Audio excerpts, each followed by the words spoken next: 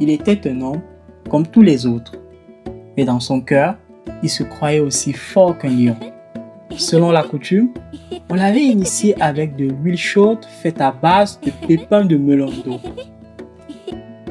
Bref, un homme accompli.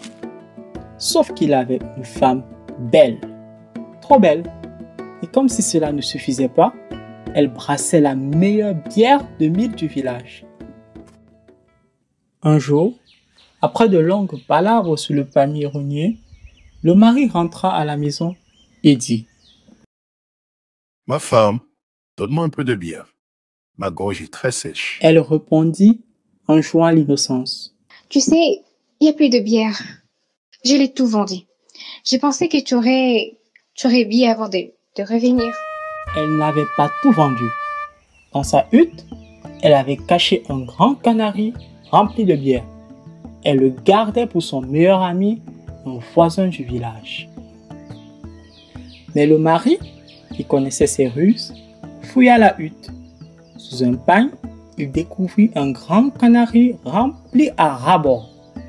Il ne dit rien, remit le pagne comme il était et repartit tranquillement vers le palmier. Viens boire. Je l'ai fait spécialement pour toi.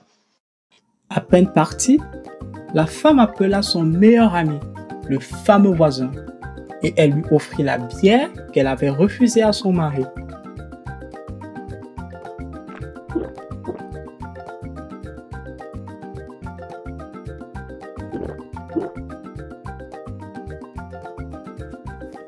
L'ami vida 3 calebasses d'affilée, mais au lieu de s'enivrer, il devint lourd, très lourd, et s'écroula comme un sac de mil.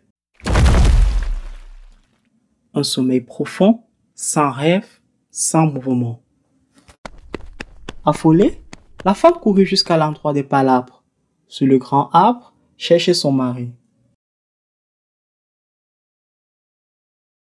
J'avais gardé un peu de bière. Pas très bonne. Elle était troublée. Avec 2 morceaux, des pales de mil qui flottaient dedans. De la bière troublée? Oui, je l'ai vendu à notre voisin. Il est tombé comme une pierre. Si la bière était troublée, c'est toi qui l'as servi. Moi, je n'ai rien bu. Donc, c'est ton affaire? Je te jure que c'est pas normal, j'ai pas compris. Le mari répondit, imperturbable. Le soir venu, le mari déclara: Ce voisin semble ne pas revenir à lui. On doit le bouger. Si on le retrouve dans cet état ici au lever du jour, ça risque de nuire à ton commerce.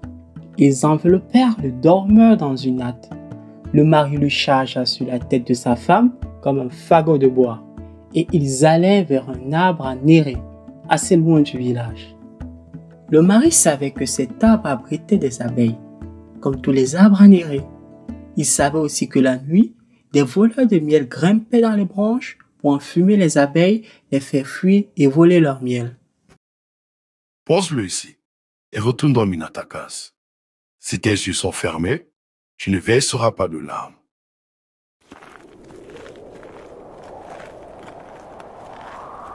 Alors, il se mit à crier. Et voilà!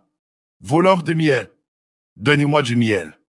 Donnez-moi la récolte de miel sauvage du chef, ou je m'écroule ici même. Puis, il s'éclipsa en silence, laissant le dormeur sous l'arbre.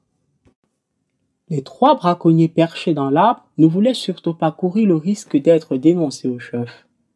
Alors, le plus audacieux d'entre eux murmura: Tiens, l'homme, prends ce miel, il est pour toi.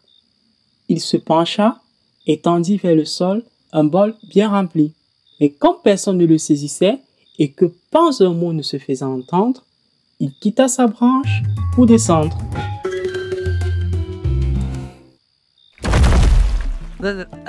Il est là, immobile. Celui qui réclamait le miel ne bouge plus.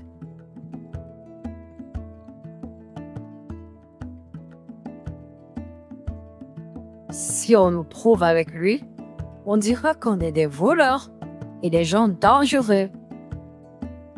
Attendez. Respirez. J'ai une idée. On pourrait le cacher dans le grenier de l'autre voleur. Vous savez, celui qui vit tout au bout du village. Celui qui stoppe le mil et le sorgho qu'il n'a jamais cultivé lui-même. Le plus courageux des trois porta l'homme sur son dos, et tous marchèrent dans l'obscurité, en direction du village. Arrivé devant la maison de l'autre voleur qu'il connaissait bien, le chef du trio appela.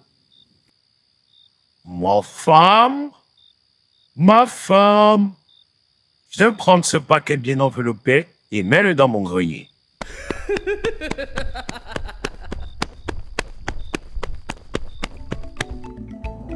La femme sortit dans la nuit, prit le paquet et le posa dans le grenier sur la réserve de mil. Plus tard dans la même nuit, le vrai mari de cette femme arriva avec un sac de mil volé. Encore toi.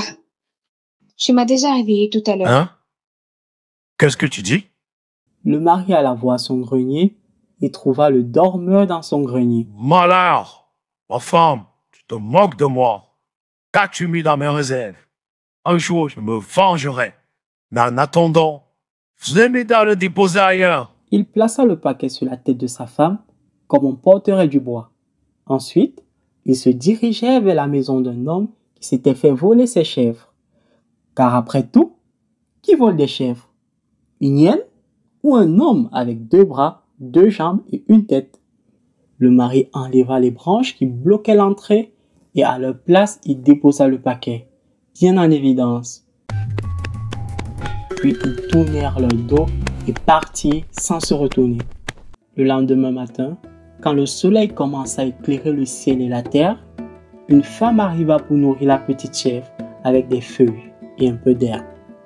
Mais aussitôt, elle aperçut l'homme allongé en travers de la porte. Elle poussa un cri. Le voleur de nos chèvres, le voilà, attrapé par le destin. Puis courut chercher son mari. Son mari accourut. Enfin, il est tombé en voulant voler notre dernière chèvre. Je le reconnais. Il m'a pris 6 cabris. Allez-t'en au village. Un autre voisin accusa. Moi, il m'a volé 3 sacs de mil. Un autre ajouta. Moi, 2 poulets. Chacun venait accuser le pauvre dormeur. Et soudain, après tant de preuves accumulées sur lui, l'homme éteignua, s'étira et se réveilla. Hein? Où suis-je? Pourquoi tout le monde nous regarde? Tout le village, surpris, éclata de rire et s'écria. Voilà! Dormeur! Ivrogne! Tu as tout fait! Le chef lui ordonna de rendre ce qu'il avait volé et de creuser un nouveau puits pour le village. S'il refusait, il serait banni pour toujours. Dans ce village, on se souvient de cette histoire. Qui boit trop, dort plus qu'il ne croit. Qui dort au mauvais endroit, se réveille toujours accusé de quelque chose.